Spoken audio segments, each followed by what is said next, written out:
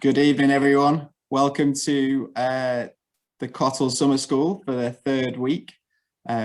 It's fun when we have 2 years in a row we've done a summer school now, and I guess it will be summer school for forever. Isn't that right, Lou? We'll do Zoom June. No, okay, we'll see what happens next year. Hopefully it'll be out of a pandemic by this time next year. But welcome.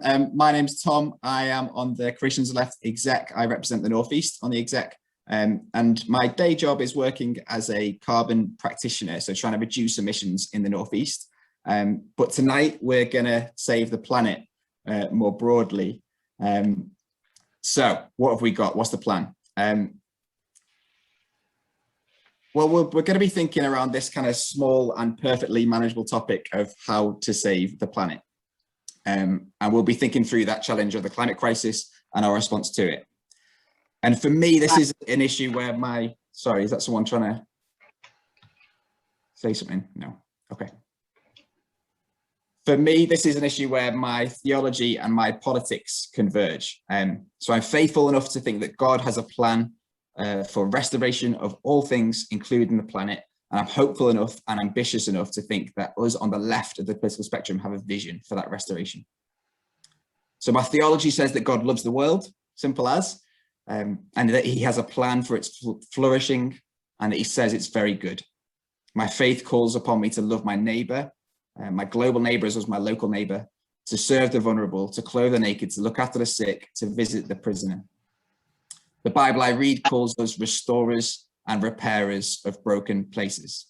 And for me, this is a driving force for our climate activism as Christians. Then on the left, we have a vision for society where we're all of equal worth. We have a plan and a vision of solidarity so that all can flourish. We have a plan to restore the environment, clean it up, and bring it to a place of safety. And we see an opportunity for a transition away from fossil fuels to a fair, just, kind, and clean future. And that is a driving force for our climate activism on the left. I wonder if you see where my theology and my politics converge. So it's through those two lenses that we come to this evening tonight. So how do we save the planet? And we're going to solve that. We're going to answer that question this evening. We're going to hear from a range of voices, both via short video contributions and live from our panelists, who I'll introduce shortly. But both will be thinking through an answer to that question, how to save the planet, and then what we might need to do practically as the world descends on Glasgow for COP26. And we're going to end tonight trying to discuss and answer some of your questions. So please do submit them using the chat function. And I think they'll go to Daniel from Christians Left, who's one of our hosts tonight. And during the evening, we'll do our best to put them to the panel. And finally, we'll be wrapped up by 9 p.m. at latest. So to the panel, we have 5 fantastic guests in the Zoom with us tonight. First of all, we've got Rachel Mander, and Rachel's had an impact on me and has an impact across the world of faith and climate with roles with the Faith for the Climate Network. She was a founder of the Young Christian Climate Network, and she's a theologian with Usher International. We also have Dr. Alan Whitehead, MP. Alan is the Shadow Minister for Green New Deal and Energy, and he's the MP for Southampton Test. Third, we have Jennifer Larbie. Jennifer leads the UK advocacy and policy team at Christian Aid, and she formerly was head of foreign, defence and international development policy for the Labour Party. Next, we have Councillor Olly Armstrong. Ollie's a councillor and campaigner and organiser in Birmingham, and is doing some great stuff trying to get different voices around a coalition for to approach COP. And then finally, we have James Buchanan. James works with the fossil fuel divestment campaigners and develops campaign strategy and research on behalf of Operation Noah. So I think, I hope you agree, this is quite the panel, and we'll have some interesting discussion as we move forward. But to kick us off tonight, we have our first video. So this video comes from Ruth Valerio from Tearfund, and Ruth will be reflecting on the G7 summit on Cornwall a couple of weeks ago. So over to you, Dan, if we could play Ruth's video.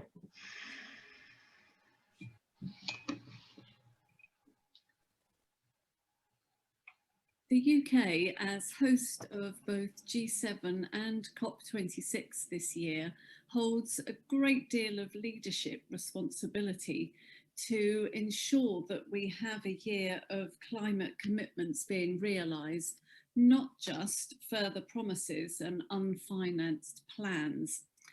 It was good to see climate crisis and biodiversity loss being rightly acknowledged as huge threats by the G7 leaders. But I did come away from the G7 hugely disappointed with the fact that the leaders' words weren't attached to clear plans, and there was little new money that was put on the table. Decade-old commitments were reiterated with no real sense of urgency of when or of how they would be met. So my hope now for COP26 is that our leaders really step up to what is required of them at this crucial point in history. We face multiple crises around the world, but we have an opportunity to ensure the economic recovery from COVID-19 really does develop and deliver a fairer, greener world. So I want high emitting countries to come to Glasgow with enhanced climate plans that commit to deep and swift emissions reduction, keeping 1.5 still within reach. And I want rich nations to have doubled their climate finance contributions and to have met their initial promise to raise $100 billion for climate vulnerable nations. As Christians and as part of a global community, we all have a role to play in shaping a better future. And the last 15 months have shown us that we can only face global crises when we come together. I was reminded when I was at the G7 that the kingdom of God is like a mustard seed, smaller than any other seed, yet when it's fully grown, it's the largest of plants. Each prayer and each action towards a fairer world is like a mustard seed of God's kingdom. Fantastic. Thank you to Ruth and Tearfund for that contribution. I don't know what you guys on the panel thought about the G7. I know Cristiano Figueres described the communique on climate as weak. But Rachel, I'll start with you. What was your kind of response to the G7 summit a couple of weeks ago? Well, as Ruth kind of said, it's a plan for a plan. So it wasn't unexpected that there's disappointment, but at the same time, I think more than anything, it's actually scary that at a point where we're at a critical juncture, we have leaders essentially abdicating responsibility.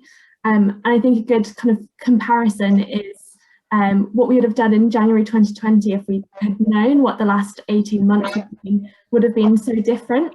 But actually, we know what to expect now, we know what's ahead, and we're still not taking action. And so we've got this kind of void of leadership. And I think one of the really scary things is the way that progressive rhetoric is being co-opted. And that $100 billion finance commitment mentioned, I think, is emblematic of that. So that's a promise back from 2009, so 12 years old. What was shared in the communique from the G7 was exactly the same as what was shared back in 2015, so no progress over 6 years. And we're not in the same place as we were in 2015 either. We're at a point now where over half of low-income countries are at high risk of debt distress already or already in debt distress. And in another 12 years, if this is unpromised, we may well have already exceeded 12 degrees, not 12 degrees, 1.5 degrees. And so I think it's just a missed opportunity to make a connection and a plan between the G7 and COP26. And it's a disappointment. It may have been that bad that it might be 12 degrees, you know, that's how bad it was. Alan, what was the kind of view from Westminster following last week? Were you happy with the outcome of the G7 summit? What was missing? What would be built on? Yeah, I think the description weak is about right for the outcome. I mean, at least there was a joint communique on this occasion. You didn't have President Trump threatening to upend the entire proceedings and stomping out. So yes, there was a communique. That's a good start. And as far as climate is concerned, there were some good things in that.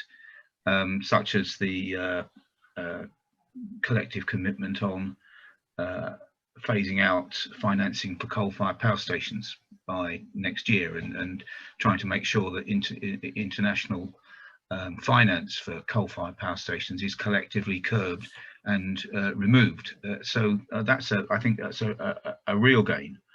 But on the central issue, in a way, was the G7 was a sort of rehearsal for what we're going to get in COP26, and it wasn't a very good rehearsal, frankly.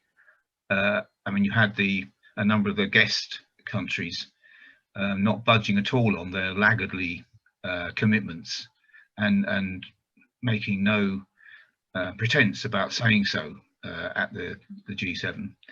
And as Rachel has said, you had yes, some good words in principle about the idea of keeping to 1.5 degrees, but as far as the 100 billion commitment is concerned, I think which only set after the first commitment, just over 3/4 of that has been actually found. So it's a miserable failure in terms of that previous commitment. So all that they did on this occasion was actually restate that previous commitment with no mechanisms as to how to make it stick. And we've got to do much better than that at COP26 in terms of going beyond that 100 billion, and also put mechanisms in place where you don't just walk away from the COP and say wise words and magic up good numbers, and that's the end of it. And that, I'm afraid, is rather how the G7 sounded as far as its outcomes are concerned. Yeah, yeah, and that 100 billion is really key, isn't it? And that opportunity to assist our neighbours all around the world, that climate finance that could go to our global neighbours, I think is a really key thing from the G7 and to COP26 and building on that. So let's have a little, and I think actually one of the things that sets apart summits like the G7 is the lack of global representation. So those countries and those economies that have done almost nothing to provoke climate change, and that are already suffering from the impacts of climate change, were absent. So let's go to our second video, and then I think I'll go to Jennifer after this. So just to prep you briefly there, Jennifer. But our second video is from the Bishop of Norfolk. So Dan, if you could press play on that one, that'd be great.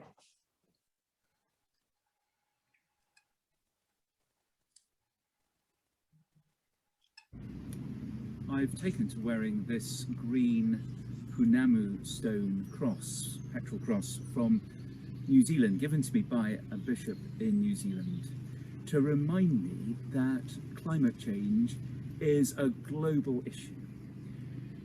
The change in our climate around the world knows no international boundaries, but it's the poorest people in the world who are being most affected and are least able to mitigate its effects. I was hearing from a bishop in Polynesia about the salination of atoll communities, meaning forced migration, conflict, and refugees. We have an incredible opportunity this year at COP26 in Glasgow, when the UK holds the presidency, to change the future direction of this planet, of our single island planet home, to enable everyone to flourish as God would have them be. Because I love that first chapter of Genesis and that amazingly poetic story of the first creation story, how God on the sixth day looked out at all that had been created and made and said, "It is very good." The plants, the trees, the animals, human beings.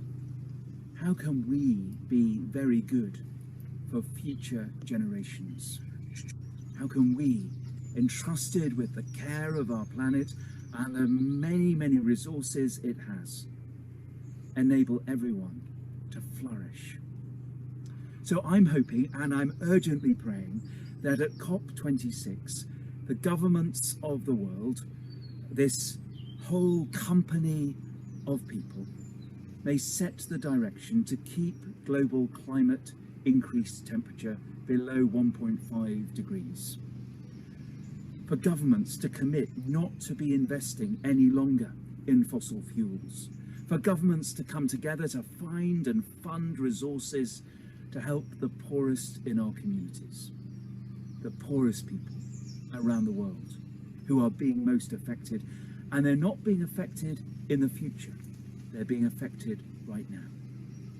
So please join me, pray and act and campaign for this major change that we need to see for the health of the whole world.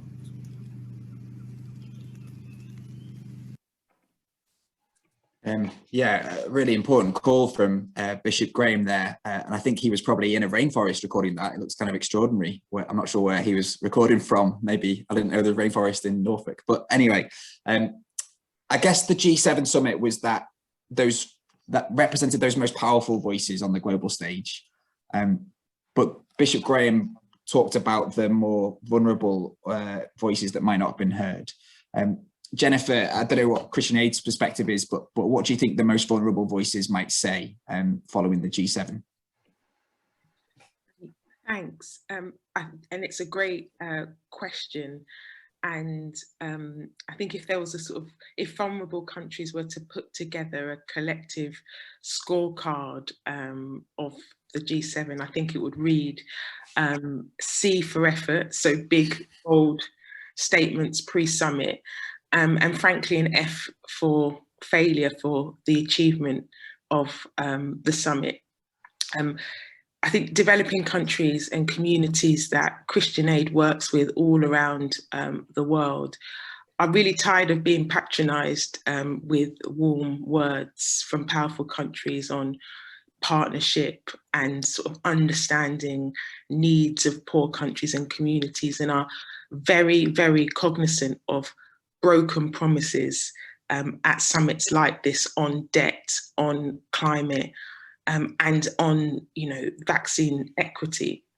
And with the UK specifically, on the very live broken promise from the UK government just recently cutting the aid budget to developing countries. So there is a long list on that scorecard of broken promises that vulnerable countries are very aware of and tired of, quite frankly. And I think on the issue very specifically of the climate finance promise, which has been mentioned, I think it was a real litmus test for the G7 for COP26. And as has been mentioned, that promise is a decade old. The Paris promise, we call it a Christian Aid, to deliver that 100 billion to help developing countries respond to the climate crisis that we should continually repeat. They did very, very little to contribute to, very, very little to contribute to. And the development of rich countries has meant the underdevelopment of vulnerable countries around the world. And they know this. And seeing rich countries, G7 countries around the world invest in their pandemic responses makes that even more challenging for vulnerable communities. And I think as well, there is a real recognition that that countries have not in this time suspended funding on military sales, on arms sales, yet something that is even more crucial to the collective survival of our planet, responding to the pandemic, responding to climate crisis, doesn't seem to garner as much funding as I say, funding on military spending and all the rest. And it's disappointing for vulnerable communities. It's patronising because one thing is said pre-summit and another thing is delivered. And I think, as I say, vulnerable countries, vulnerable communities just want to see rich countries honour their word and deliver something and take responsibility for the world that we live in today. Yeah, amazing. I completely agree. That and there's the historical inequality and unfairness that we've built our economies. The G7 have built our economies on fossil fuels and have caused this disaster. And then there's the present unfairness of our continuing wealth and growth that's caused this disaster.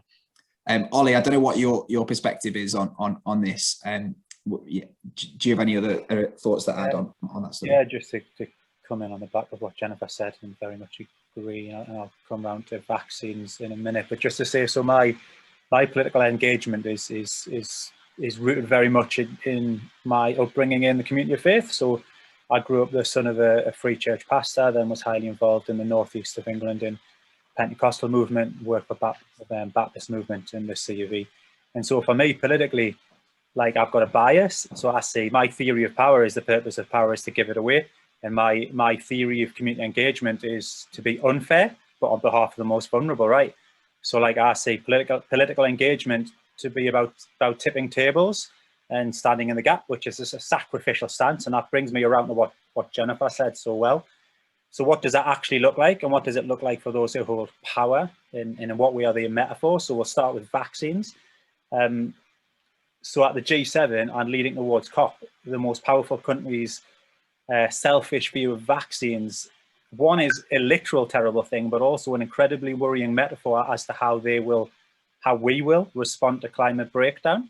It shows a greed and selfishness that if that model carries out simply to the way we engage with vaccines, we're going to fail straight off the bat on climate. But also, if you look at the metaphor of how we responded to COVID, like if you look over the last year, even the things we've done well, like furlough and kind of responding to a range of things, it's all been retrospective. And so if you look at how that as a metaphor, how we will respond to climate as a country and as the Western world, I think it shows that we'll wait till the very last minute before we do something. But if you take that even further, there's, as Jennifer said, there's vulnerable countries already destroyed by climate breakdown. So therefore, we have dehumanized them. We don't see them as valuable as a country because we have not yet responded, despite them passing the point of need to respond. So that's my perspective on what we need to be doing as a political movement and as faith movements to respond to the most vulnerable countries, is to step up and step in and stand in the gap and call out for that proper response from those in power. Yeah, thank you. And James, just on this, the kind of this 100 billion finance thing that that we've been promised, is that going to be enough for vulnerable countries? Is that do you have any comment on that from a finance perspective? I think it probably isn't enough. I mean, when you think that it was first promised in 2009 and the climate crisis has got so much worse in the last 12 years, I think it's completely insufficient. I mean, perhaps one thing I would add as well is Alan mentioned about the steps to phase out financial support for coal power, but we need to end support for all fossil fuels, so oil and gas as well. And yet, the world's richest countries at the moment are spending billions of dollars, 4 times more on developing gas in the global south than they are to support wind and solar projects. And I've got a quote from Bishop Ernesto Manuel, who's the Anglican Bishop of Nampula in northern Mozambique, who said, fossil fuel investments increase climate change and impacts on the most vulnerable, and also destabilize communities. We've seen how over 700,000 people in northern Mozambique have been displaced, many fleeing for their lives in terror from insurgents. This violence only occurs in the areas where gas prospecting is taking place. We plead with the international community, take your money out of fossil fuels and invest in renewable energy, which is decentralized, benefits local people, and doesn't contribute to climate change. Thank you so much, James, for sharing that as a voice from a community that is in need. And you know what, in Glasgow, if COP26 happens as we hope it will, in person with representatives from all around the world, if we in the UK, if we listen, we will hear more global voices like that. And that's a big if we listen. You know, in the West, we don't tend to listen, but if we do, we will hear it. We'll get a wider perspective of the response to climate change at COP in Glasgow. So here's a slightly longer set of videos. So with messages from an MP that you might recognize, from a theologian and from an activist. So Daniel, for my third video, if you could press play now. I'm delighted to send this message for the Christians on the Left gathering. Christians on the Left is a brilliant organisation which does amazing things in the Labour Party and beyond in your communities up and down this country. So thank you for what you are doing. I wanted to send this message about the very, very important year that we have in terms of COP26 in Glasgow in November. And I've been asked to say a few things about what we want to see from COP26. I think the most important thing of all, the thing we've got to keep in mind, is that COP26 is about closing the gap between the high-level ambitions set out in the Paris Climate Agreement of 2015, so to keep global warming to no more than 1.5 degrees, and the pledges made by individual countries, which add up to a lot more than 1.5 degrees. And it's about narrowing and, if possible, eliminating that gap, and above all, keeping 1.5 degrees alive as a pathway for the world. Now, I'm afraid we're not seeing enough ambition from countries. So the first thing the UK government as a host needs to be doing is to be the persuaders for maximum ambition when it comes to COP26, because we need to keep 1.5 degrees alive, and they should be straining every diplomatic, strategic sinew to make it happen. Secondly, in pursuit of that, we should be leading a green economic recovery. I'm afraid what the government is doing here is deeply disappointing when it comes to investment in a green recovery. It's a fraction of what Joe Biden is seeking to do in the United States.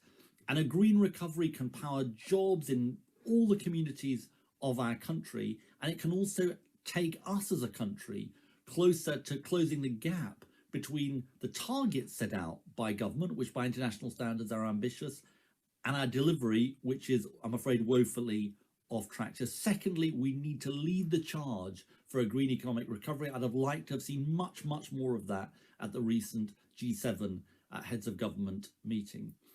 And the third thing, which is so absolutely crucial and something that Christians on the Left has campaigned for such a long time, is fairness between the developing and developed world.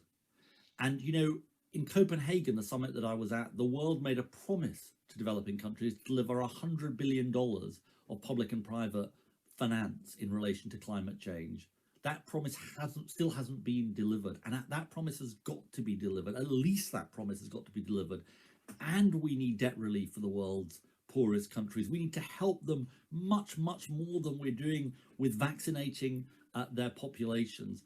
And we should not, and I'm afraid this has been noticed by the world, we should not be cutting overseas aid as a country, the only G7 country to be doing it at this time. It's completely the wrong thing for us to be doing. We should have stuck, we should be sticking by the 0.7% of GDP commitment.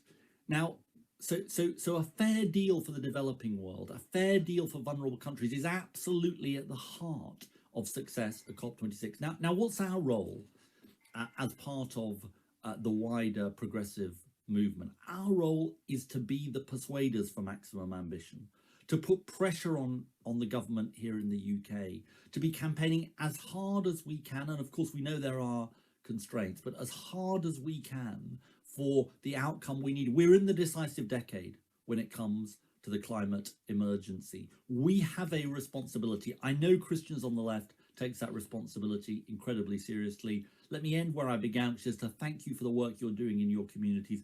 Let's be persuaders for the most ambitious outcome we can possibly get at COP26. Let's be the persuaders that we can tackle the climate emergency, do so in a way that's fair in this country and fair right across the world, and we can create a better world where we avoid climate disaster and create better lives for people right across our planet.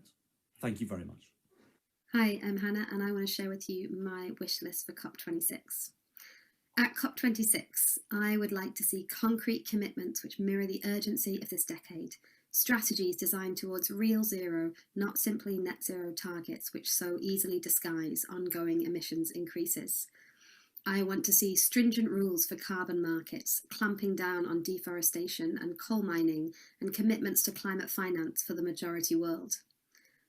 I want to see the Church's wholehearted engagement with holding our nation to account for its role in contributing to a culture of life or death. My prayer for us is that we would no longer be conformed to the pattern of this world, but be transformed by the renewing of our minds, so that we might discern God's good and perfect will for us and for the whole creation. And I want to see us building on and connecting to COP15, the UN's Biodiversity Conference, which takes place in China in mid-October. I want to see commitment to replenishing and reviving collapsing ecologies, to nature-based solutions to global temperature increase. I want to see local community stakeholders, particularly women in subsistence communities and Indigenous people groups, much better integrated into government level planning. And again, I want to see the global Church respond to the challenge that COP15 represents. I want to see us invest wholeheartedly in creaturely flourishing, both human and non-human, that we can offer a vision of life in all its fullness, where we recognise that we belong to each other, where we recognise that our most fundamental identity is as creatures before our Creator, mutually dependent, created, deeply loved. Hello everyone, I'm Simeon Mitchell. I lead the Joint Public Issues team, which is how the Baptist, Methodist and United Reformed churches work together on issues of justice and peace. I'm very glad to have this chance to contribute to your summer school. What would our churches like to see happen at COP26? Well, we believe this is a crucial opportunity for ambitious action to tackle the climate emergency, locally, at the national level and globally, and to do that in ways that are just and fair and inclusive. A successful COP would bring about transformative progress on 3 areas in particular. First, the UK government's own plans for achieving net zero. Back in April, the government made a very welcome pledge to cut carbon emissions by 78% from 1991 levels by 2035.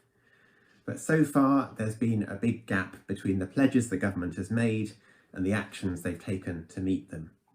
The UK needs to set a strong lead as the host of COP26 by committing to concrete actions to close those gaps and get the UK properly on track for net zero. The second area we're concerned about is stopping the expansion of fossil fuel energy.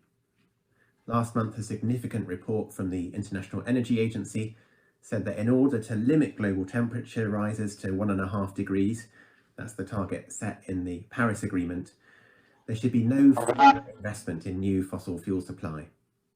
Yet many countries, including our own, continue to subsidise and in some cases directly finance oil and gas projects, offering tax breaks and new licences to prospect.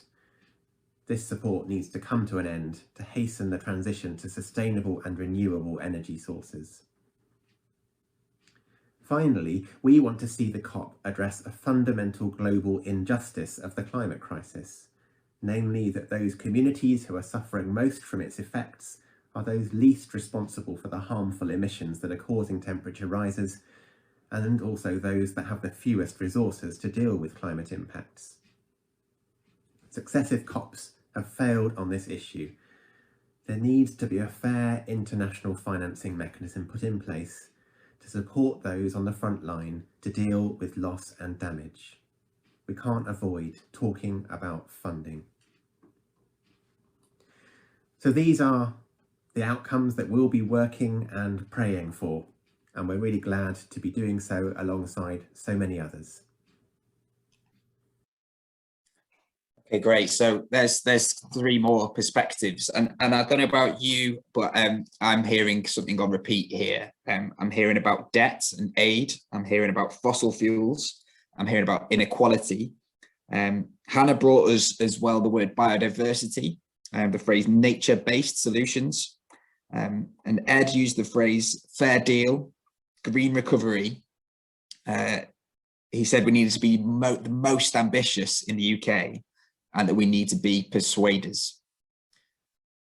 So, panel, what else? What is it that we might have missed? What else would we like to see accomplished at COP26? and how could we set the tone? How could we be persuaders? How could we bring something different as the UK? Open to the floor. Feel free, anyone to.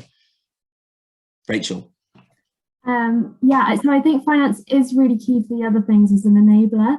And in the words of someone else actually who said there's no COP26 deal without a finance deal, that's very much true. And I would love to see the UK thinking about what its legacy is going to be from COP26, because at the moment I don't think it knows. And I'd love to for the UK to say something like, actually, we want to make sure that no country is being pushed further into debt because of climate change, and acting in accordance with that and using its role as a global financial player to use its influence in the kind of diplomacy that's been about. Thanks, Rachel. Alan, do you want to add anything else? Yeah, this COP, it really is both a necessity and the opportunity to bridge that gap between rhetoric and reality, and the 1.5 degree commitment which arose from Paris and indeed has gone into UK national legislation effectively,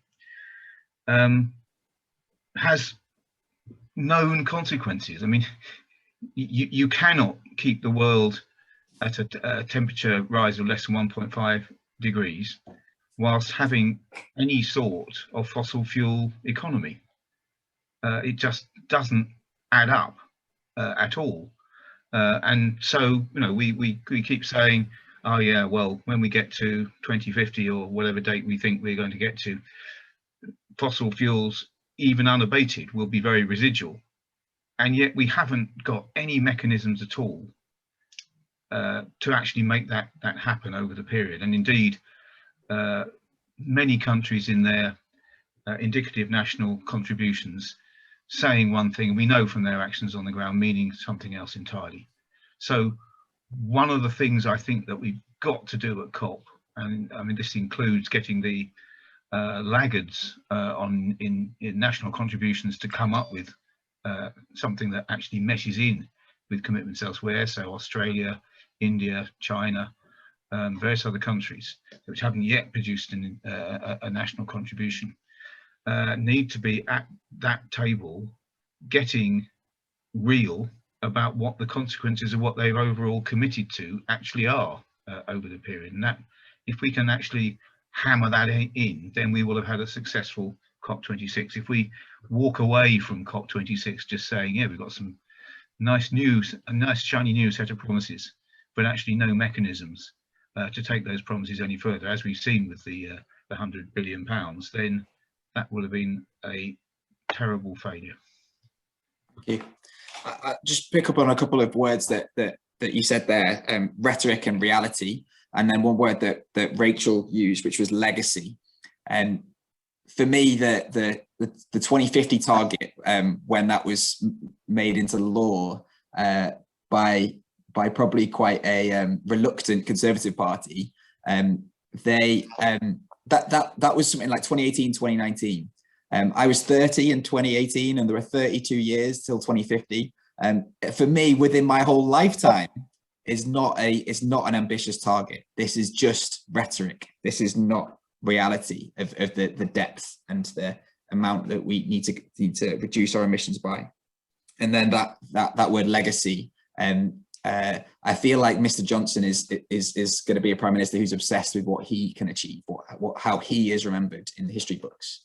And I wonder if there's a story there on persuading Mr. Johnson that you can make Britain great again. You know, this is your opportunity on the global stage to lead. So is my conclusion fair?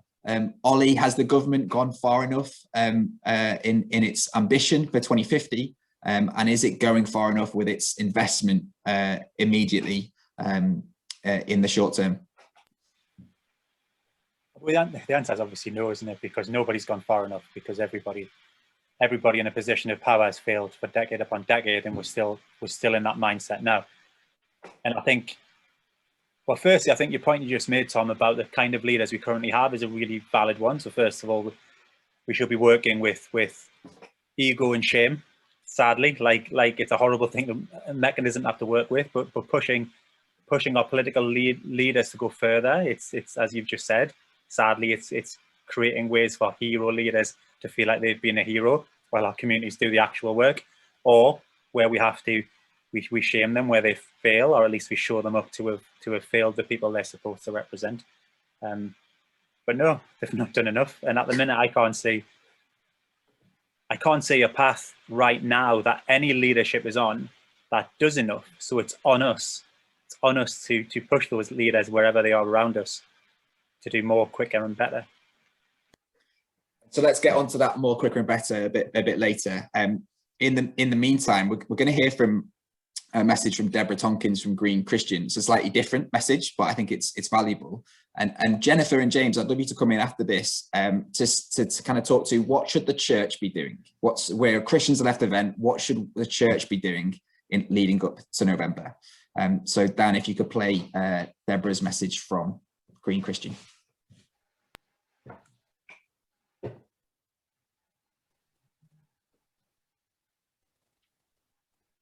The world is a gift from God, from the smallest microbe to the largest animal and plant. But we humans are trashing this gift on a scale unimaginable only decades ago. We in Green Christian implore you, world leaders, to take this planet into your hearts, to love and protect it as God loves you. Be bold and brave. Work together for the common good. Protect forests and oceans, mountains, plains and rivers. Hold destructive companies to account. Build greener, smaller, more local economies for the sake of all. Green Christian holds you in our prayers. May God bless your work and inspire you.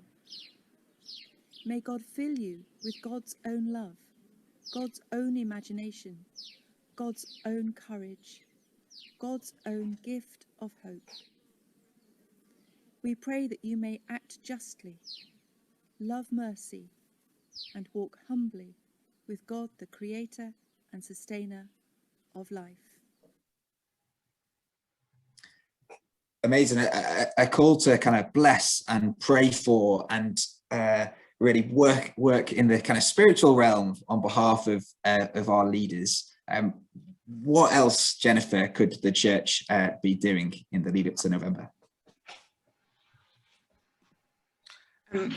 I really like what Deborah said in her message about being bold and brave, and the church is a big and powerful institution, and therefore can be a powerful persuader. The church has a huge investment portfolio, and we're seeing itself starting to lead by example with green investment and fossil fuel divestment. I want to see, on the issue of messaging, I want to see the church not being backwards in coming forwards, in ringing the warning bells to governments around the world about the consequences of not acting in this decisive decade. So I think there's a point about what they say, which I'll come on to, but how they say it. There's no more time for sort of quiet persuasion.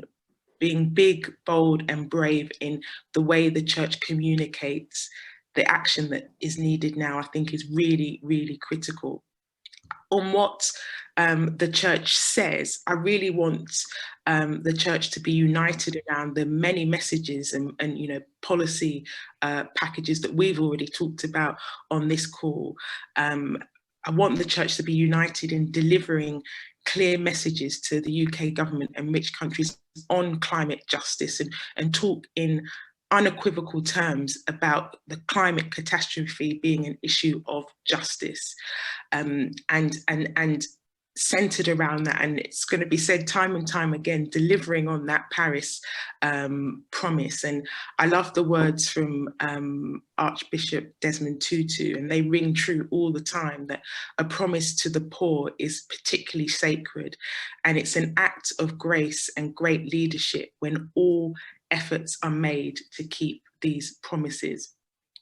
And on the issue of debt, I want the church to be, again, unequivocal about debt cancellation, and the debt developing countries owe to rich countries and to private creditors are unjust in their very nature, and interest payments being paid by developing countries to G7 countries and to private creditors like HSBC and BlackRock and JP Morgan, interest payments being paid during this pandemic are, quite frankly, scandalous. And debt cancellation is so crucial to allowing developing countries and giving developing countries the fiscal space to invest in their own economies, and they're unable to invest because they're paying unjust debts. And I want the church to be clear about the justice issue around debt cancellation. So those are the two content things for me, but also big, bold messaging from the church, which is a powerful institution and can be heard if it truly wants to make itself heard. Definitely. And I think voices like Desmond Tutu, it's so important to listen to his voice. And we've had a comment come in and a question come in about what's the role of the Pope and his encyclical on climate, and what impact did that have, and what more do we need to hear from him? And similarly in the UK, is there a voice in the church that can lead and be that person of wisdom? Is that Rowan Williams? Is that Justin Welby? Is that someone else that can be that person of real stature that can take that message? And one point that Jennifer made was about divestment, and I don't think we can talk about church divestment without bringing James in. So James, tell us all about where are we up to for church divestment, and what more do we need to do? Thanks, Tom. Yeah, so I guess this is one key area where the church can take action in the lead up to COP26. And we heard Bishop Graham Usher before talking about the importance of the UK government stopping support for fossil fuels. And I would say it's really imperative that the UK churches also stop supporting, stop investing in the very companies that are doing most to cause the climate crisis. So they should support the just and green recovery by divesting from fossil fuels and investing in the clean technologies of the future. In terms of where we are, quite a number of UK churches have made commitments now to divest from fossil fuels, and just in the last 3 months, the Methodist Church, the Church in Wales, the Church of Scotland, and the Baptist Union have all announced that they are divesting from fossil fuels, which is great news. But the Church of England and many Catholic dioceses are still investing millions of pounds in oil and gas companies such as Shell, BP, and in the case of the Church Commissioners, in ExxonMobil, which Harvard study showed that the Exxon knew about the risks of the climate crisis as early as the 1970s, and yet chose to mislead the public and its shareholders. One other thing I would say in terms of what the church can and should be doing more, I think listening to and amplifying the voices of young people, I was really inspired to see the YCCN relay to COP26 that Rachel and others have helped to organise, and also amplify the voices of people in the Global South.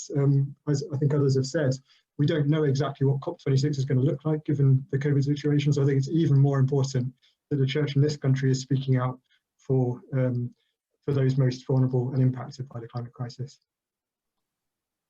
Yeah, thank you. So much there, so much important. I'm going to pick up on the relay and come over to Rachel. It snuck up on me, if I'm entirely honest, because I'm hoping to join the relay when it's in the Northeast in September, October. I'm kind of like, is it really already June? Have we already started? But what's happening with the relay, Rachel, and what are you hoping to achieve from YCCN? Sure, so the relay is running between the G7 and COP26, both in terms of time, so it's set off just after the G7, and in terms of where it's located, so it started off in Cornwall and it's going all the way to Glasgow, and it's going to pass through on its way 10 major cities where there are events as well, and our hope is that no matter where you are based, there'll be ways that you can join in, and then it'll be a way to galvanise the action that UK churches are already taking on climate, and to also advocating for climate finance at COP26. So I would encourage everyone on this call to investigate our website, to consider whether you want to walk on some of the days, whether you want to host, whether you can campaign and use our resources. There's actually an onboarding call tomorrow at 6 p.m. that you can sign up to on our website as well. Fantastic. And yeah, I'm looking forward to walking a couple of days on the route in the northeast. Hopefully the weather will be nice. But I mean, that builds upon some of the great traditions of marches, I guess, for generations, whether it's for civil, social justice stuff all around the world, the Jarrow March, the civil rights marches in the States. So yeah, I hope you're joining on the shoulder, standing on the shoulders of giants in what we can achieve through that march as well. Okay, so we've heard some of the stuff that the church could do in voice, in divestment, and it shocks me when I hear about the amount of money that the church commissioners have invested in fossil fuel companies, and I worry what else it's invested in. But let's kind of go back to government, and we're going to have our final video. I think on the call, most of us think the government hasn't been ambitious enough, or if it is pretending to be ambitious in rhetoric, it's misleading us in what its promises are saying. So I wonder what the Labour Party and government would do differently. So first of all, to start us off on that, here's Jake Sumner from the SERA, which is Labour's environment campaign.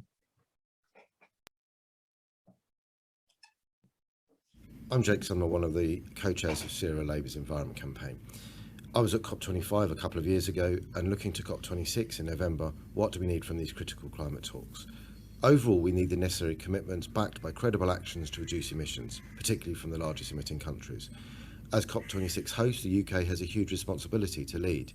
And to do so, the UK must get its own greenhouse in order, if you will, and we're not there yet.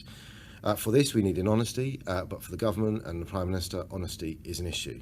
And when it comes to climate, this can imperil our future.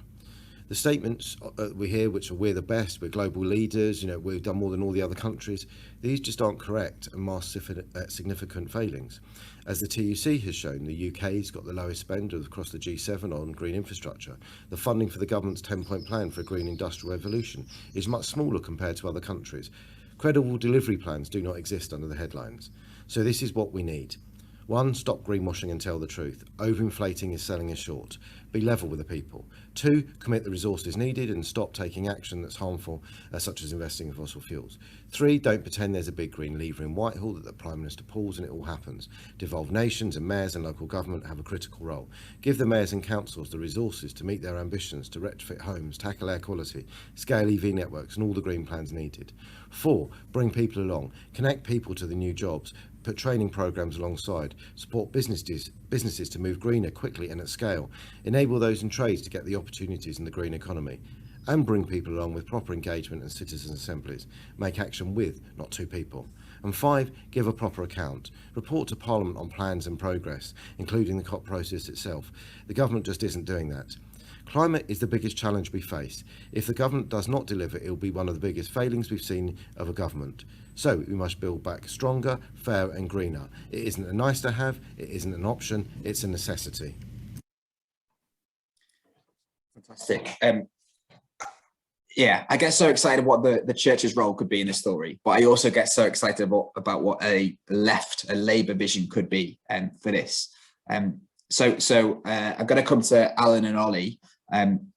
Thinking about the next general election, thinking about a future manifesto, what would you like to see in a Labour Party manifesto? What is it that we can bring on the left that isn't present in the current conversation? Alan, how about you?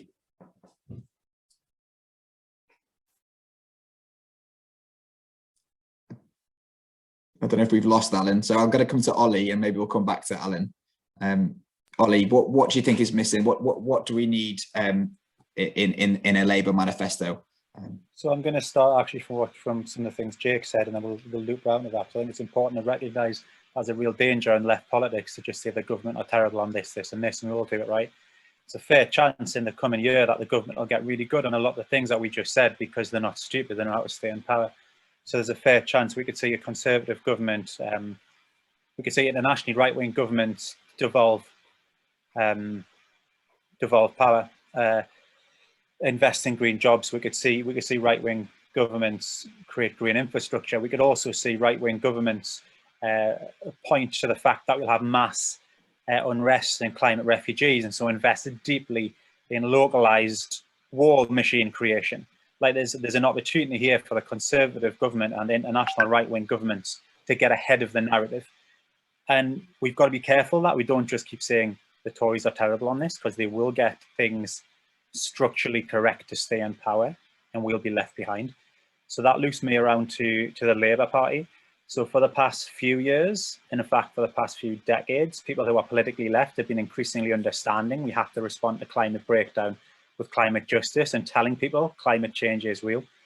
I'm a bit worried currently because I think a lot of people actually understand that deeply now, but the left are still saying we need to tell you climate change is real, and people get that it's real, and they can be won over and wooed by the political right to a xenophobic, scared, closed-minded, shrunken circle response to climate. So what do Labour need to do?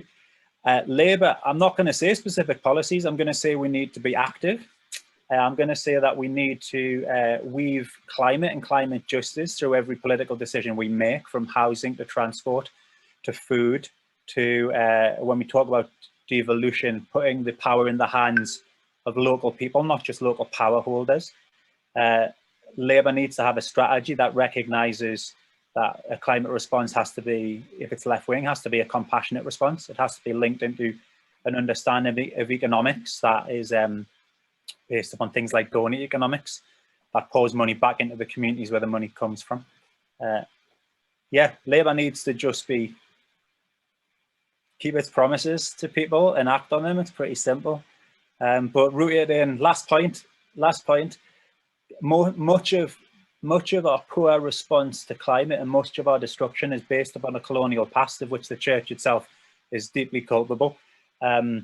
Much, therefore, of our response to climate breakdown and climate justice has to be rooted in combating eco-fascism and racism, and that has to be the basis of what we do. That's the fairness we seek. And if we do it, if we respond to climate with that understanding and that humility and action, then we'll get some of it right.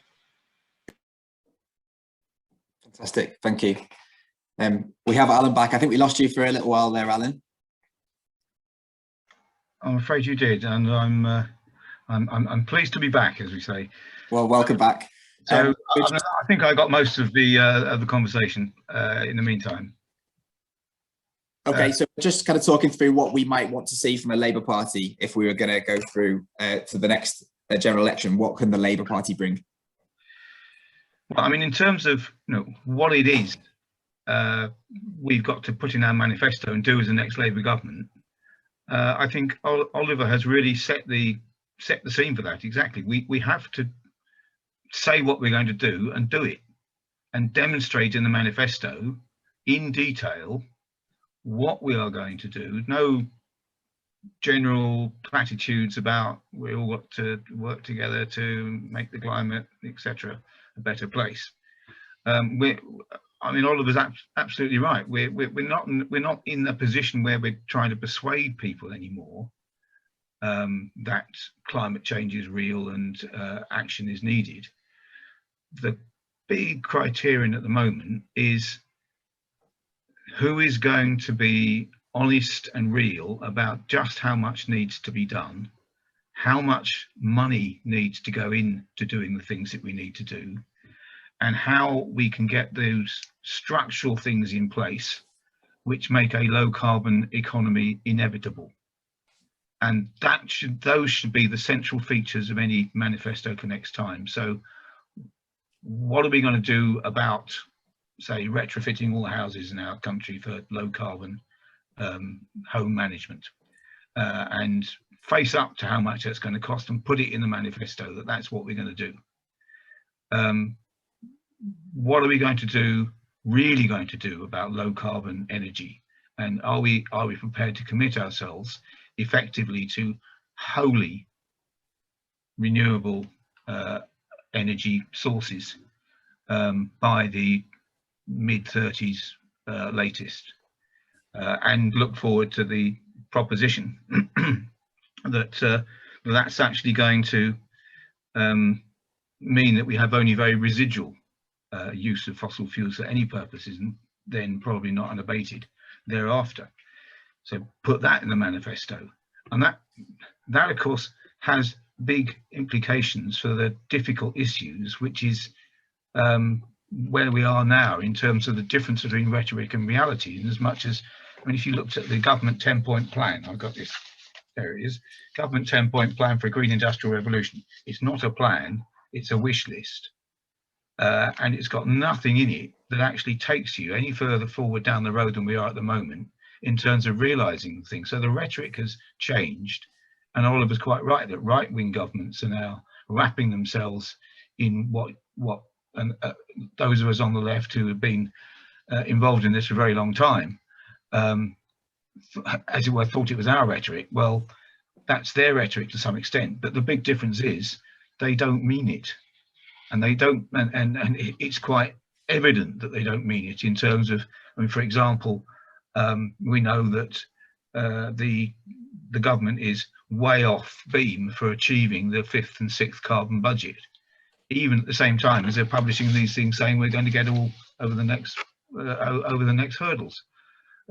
They don't mean serious stuff on agricultural land use, trees, all those difficult areas where we've got to get some really serious action going on changing the way we do our agriculture, changing the way we manage and steward the land, and changing the way we actually restore things like peatland and various other elements of the natural environment to give us the natural carbon sinks that we need to get to net zero. That's a very difficult task, easily avoided, but in that manifesto, we've got to have very specific commitments on what we're going to do on those specific things, by what time, with what funding, and not shy away from it, and make sure that even if that might be a little bit initially electorally difficult, we've actually got to, in the words of I think a number of people this evening, be bold enough to actually see past that and get our manifesto accepted for the honest document it will be at that point in terms of where we go next on climate change. Fantastic, thank you so much. I love the phrase, make the low carbon economy inevitable. My day job, I'm working to take gas boilers out of buildings, to stop vehicles burning fossil fuels. And the barrier is when the person with the purse strings says, is it going to cost us more money in the long run? And as soon as I can tell them, no, this is a cheaper way of doing things. It's both cleaner, lower emissions, and it'll save us some money. Wow, the world changes and we make the low carbon economy inevitable. And so I think, yeah, putting policy and provision in the Labour Party's manifesto to put those policy mechanisms in place to make it inevitable, I think is really, really key. Jennifer, have you got anything to share? I know you've been in the Labour Party, you've had a policy role in the Labour Party. What do you think we could have in our next manifesto for a general election?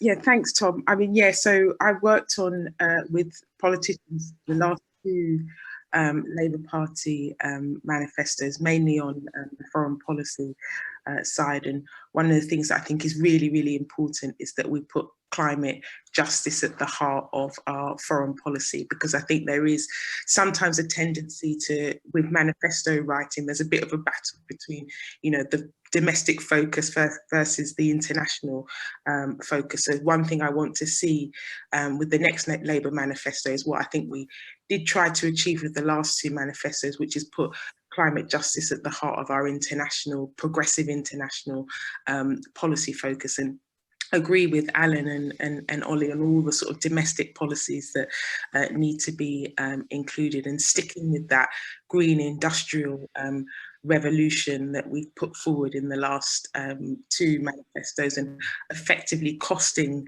that and being honest with the public about what investment is required to, to deliver that. I think one of the things that the Labour Party traditionally has been fearful about is saying that to change the world and to be transformative requires finance, it requires funding, and we shouldn't apologise about that.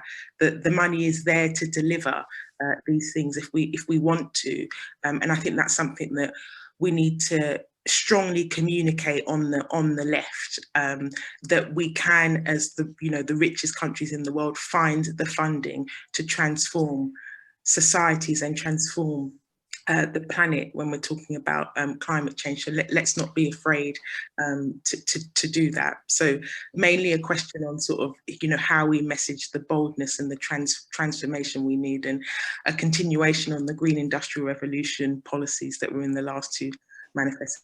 I don't think there's a massive need to reinvent the wheel on some of the sort of boldness and the transformative policies that we've seen before. Fantastic. We're going to move to some kind of Q&A from our attendees today. My phone has been buzzing with lots of great questions, so if you excuse me looking down to read some out, I'll read a few, and if there's any that really resonate with any of the panelists, then please do jump in. So Ian asks, and this is in many ways the last couple of elections.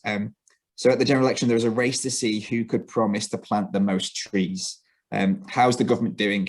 Is tree planting worth prioritising, and should we be doing more? Is a question to think about. A question from Jeremy: what type and style of campaigning / protesting do we need to adopt to influence the life or death decisions being made at COP26? It's a good question. And then possibly a similar question or an additional question from Tudor.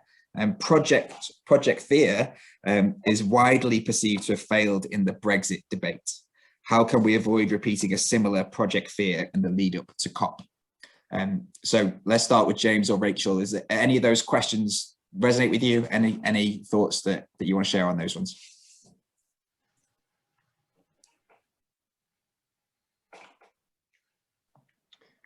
Shall I start? I can maybe take that final one on Project Fear. I think, to be honest, I think when it comes to the climate crisis, I think we just need to be honest about the reality, and that is quite scary in a sense when you look at what could happen. But I think, I guess it's also important to, especially as Christians, I think, to have hope that we can turn things around, but we need to act urgently. We really, time is running out. And so I think it's important to have both of those things in mind, both the sort of, the reality, the sort of, the crisis that we're in, but that we can turn things around if we act fast.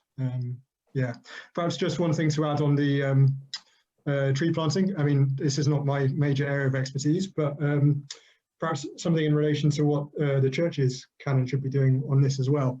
There's been some really good research from Guy Shrubsole, who was at Friends of the Earth. He's now with Rewilding Britain, which showed that the Church Commission has actually had less trees on average on its land than most other comparable landowners, had less than half the proportion of trees that other landowners have in the UK. So that's one area we would like the church to step up, is by increasing tree cover on its land. Obviously it needs to be the right sort of trees and so on, but that is definitely something that the church can and should be doing. Fantastic. I picked up on that word urgency you used there, and I guess the Project Fear thing is that this is an existential crisis that is happening slowly as a drip, but slowly and meaningfully. A big ship that's not stopping, and it's difficult to respond urgently when we don't see an immediate impact. And similarly, if trees are a solution, and I'm sure they're part of a solution, and land use change, etc., is part of a solution, then a tree takes a while to grow. And it probably only sequesters a ton of CO2 in 40 years. This doesn't appear urgent to me, and it doesn't appear urgent in terms of our response, but it's obviously part of that arsenal that we could have. Rachel, have you got anything to add to that? Yeah, a couple of things. I think there's a good long read somewhere about all the broken promises on trees through different manifestos, which is worth digging out. I won't do it now. But I think the thing to take from that is that there's a reason for that emphasis, and that's because it's seen as politically friendly. there aren't major objections to trees. So, and this is an interesting takeaway for thinking about future manifestos, is that in order to make other things politically sellable, we need to talk about how we need to integrate policy with inequality and really centre that. And so I think that's the thing to take away from the tree planting, is how do we deal with the really difficult to decarbonise sectors of industry and economy in a way that makes sense to people and involves them and increases their well-being as well. And then Jeremy's question, which was brilliant around campaigning, I don't have a good answer to this. I just think we need lots of different things and actually working out where we can be the best messengers and using where we're the best messengers to take appropriate action and just create noise around and scrutiny of decisions that are being made on our doorstep this year. Fantastic, fantastic. Can I, Tom, just say a few things about trees, because I was quite involved in, you could accuse me of being one of the race to the highest number of trees merchants. Did you win? Did you win? By a country mile. And the reason I think we won on that one was because if you do any sort of decent analysis of what it is you need, particularly in net zero scenario, where trees are an incredibly important part of the net negative contribution that needs to be made in order to balance out those overhanging carbon accounts that are still going to be there in 2040 to 2050. And we need large amounts of carbon negative actions to make sure that, as it were, the sums add up in the low carbon economy in the end. And what that means, I mean, the Committee on Climate Change was clear about this. You've got to do something like increase the tree cover in the UK, or forest cover in the UK, from its present about 13%. It's even lower in England, about 9–10%. You've got to increase that to about 19–20%. And when you actually do the sums on that, it turns out that means something like not, a number of million trees, not even hundreds of million trees. It's about 2.4 billion trees planted, and not just planted, but cared for and brought to maturity, not eaten by squirrels and deers in the meantime. So it's a huge, I shouldn't say a sort of industrial process, but it will be a huge process in every part of the country to plant and protect and nurture those trees to provide that carbon sink in the way we need it. And so under those circumstances, 2.4 billion trees actually is quite a modest ambition. But it is rather more than the sort of tree dabbling that's been going on for quite a while as far as government is concerned. I mean, they set targets and missed them by 70% in terms of their tree planting over recent periods. So, okay, I hands up. Yes, I was part of that process, but I think it's really important that we get clear the breadth of what we need to undertake, and most importantly, how it is we've got to get to 2050 with as many of those trees that we thought we planted when we started out on course, really sequestering, as you said, Tom, each tree sequestering the carbon that needs to be sequestered, and doing so in a long-term way. So that's right. I mean, as far as Project FEAR is concerned, and one thing perhaps we might say is that actually when we get to a real serious low carbon economy, trees included, it's going to be a pretty nice place, and actually we'll have a pretty good time in it. So I completely agree, and this is one of the points that seems to be the most important antidote to that Project FEAR going through at the moment. Well, why wouldn't you do it like this? Because that's a better life for all of us at the end. Definitely. So a couple of points there. One thing you said earlier was that Mr. Johnson's wish list doesn't have a plan, and what you've articulated there for trees is a long-term plan of let's maintain these things. And then the second side of it is, if we did all this stuff and built a low carbon economy that was cheaper for people, that was that reduced fuel poverty, that had much more green space, where people were more active, the world is a better place. There is a project fear because there is an existential crisis, but actually we are building something so exciting and so wonderful and so beautiful that means that we are more equal and more healthy and etc. And I'll get excited about that. A couple more questions. Louise has got some really interesting ones. 2 questions. So first of all, would the panel support robust corporate tax mechanisms to support domestic and international action on climate change? I'd love to come to James on that one, maybe. And the second one from Louise was, would the panel support a focus on military defence against climate change induced insecurity? So an example, financial and practical defence support against climate change and insecurity that it brings. Any kind of comments on those 2 questions from Louise? James, do you want to come in on the tax mechanisms, possibly? Could you repeat that question again, Tom, please? I probably rushed through it. Would the panel support robust corporate tax mechanisms to support domestic and international action on climate change? Yeah, definitely. I think one interesting thing that I read about recently was that I mean, this is obviously one small part of the corporate sector, but oil and gas companies such as Shell and BP have basically paid no tax in the last few years. And in fact, the UK government has paid £3.2 billion of public money to oil and gas companies since the Paris Agreement, companies such as Shell and BP. So that's something that really needs to change. So, I think we should be taxing companies like these. I mean, we heard obviously at the G7 about the minimum tax rate being brought in, but from what I've been hearing, that's not high enough. I think that needs to be increased. So yeah, there's certainly a lot more to do on that. Fantastic. We're beginning to wrap up things. So a couple of last questions, and I'd love everyone to contribute on my last question. But before my last question, so this is the penultimate question. This is from Mike.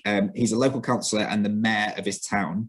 What can we do locally to reduce carbon footprint of our communities? I'd love to answer that at length, Mike, so please get in touch with me. But does anyone else have any perspective on how we can change communities and reduce carbon footprint of communities?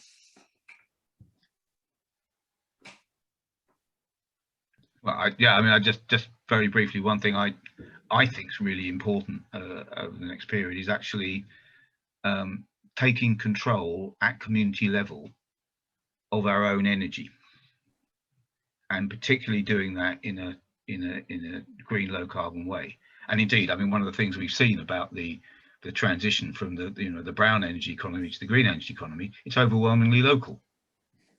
And although it can be very big in numbers, essentially it's about lots of different places getting together and getting that green energy sorted out so that it works well at all levels. And if we can develop controlling that energy in our own communities, then that also gives an enormous step forward for our quality of life locally and for our commitment to our local communities locally. I mean, if we're engaged in sharing out the green energy that we're producing between ourselves and communities, that's a tremendous step forward for making those communities work better. So that's, I think, one of the most important things we can do locally is over the next period, in all sorts of ways. I mean, this involves local authorities, it involves cooperatives, it involves community initiatives, it often involves individuals sharing their own energy, which in a way that they're not able to by law at the moment, and we've got to change that. But I mean, we can make such an enormous contribution at a very real and tangible contribution at very local level to that most important factor of the energy revolution that we've got to undertake. Fantastic. Ollie, I think you were about to come in as well before Alan's great answer there. But any thoughts? Yeah, I guess my initial relatively flippant response would be like, what are you doing with your 2 layers of power you have already? But also I know as a councillor, it can be quite hard to do anything. But the simplest thing I would suggest is use your platforms and places of privilege to uplift those around you who are doing this work already. Like, there's so much out there, so find those groups, find those people who've gathered maybe for months or for decades that are already doing this structural work, and support them, but especially support them when it's difficult and when you're probably going to lose votes. So support the things that people weaponize, especially in culture wars. Like, anyone listening, not just Mike, but who wants to be engaged in politics, don't be scared to lose your votes, and don't be scared to lose your seat if you're going to stand up for proper change. Otherwise, politics is pointless. There we go. Olly Armstrong bringing it. That's fantastic. Okay, so I've got one final question for everyone on this call today. What's the one action that each of you panelists would recommend that we do in the lead up to COP26? And I'm going to start with Jennifer, if that's okay. It's always hard, isn't it, for campaigning organisations like Christian Aid to boil down our sort of actions to one thing. So if I can have two, go to Christian Aid's website and read all of our policy documents on climate change, in particular the Build Back Better after the pandemic, but also support the YCCN relay. We're putting all of our organisational resources behind making that a success. It's such an exciting campaign, and as mentioned before, the power of marches and the power of what comes out of them are really, really important and really critical. So get behind what the YCCN are doing, because Christian Aid is. Thank you. James, I'll come to you next. Okay, if I can also have two. I think, first of all, I'd say, write to your MP about a lot of the issues you've been hearing about this evening. The government, we need the UK to show leadership in order for COP26 to be a success. So, and we need the government to implement the policies, as I say, that we've been talking about. Second thing I would say is, why not get your local church to make a commitment to divest from fossil fuels? You can find out more on the Right Now campaign website, rightnow.org.uk. And once your church has done that, you could consider joining a global divestment announcement. We, Operation Noah, together with other organisations, the World Council of Churches, Global Catholic Climate Movement, and others, have organised a series of sort of global divestment announcements. And the next one is in October this year, just before the COP. So, this is a great chance to, really amplify your voice as a local church and urge your church regionally and nationally to do the same. And Olly, what's the two actions? What's the one action that we have for the listeners today? Well, I'm going to do one, but my one's got three in it. This is terrible. Absolutely terrible. So, do everything everyone else has said already, obviously. But definitely join the COP coalition online. I'll put it in the chat, and that's my one, but there's three layers to that. So gather support and send. Don't need to build a whole load of new stuff. Gather people around the COP coalition, support the work that everyone else is saying on here, then send people out to things. So let the COP be the river that joins our streams and brooks together moving forward. Fantastic.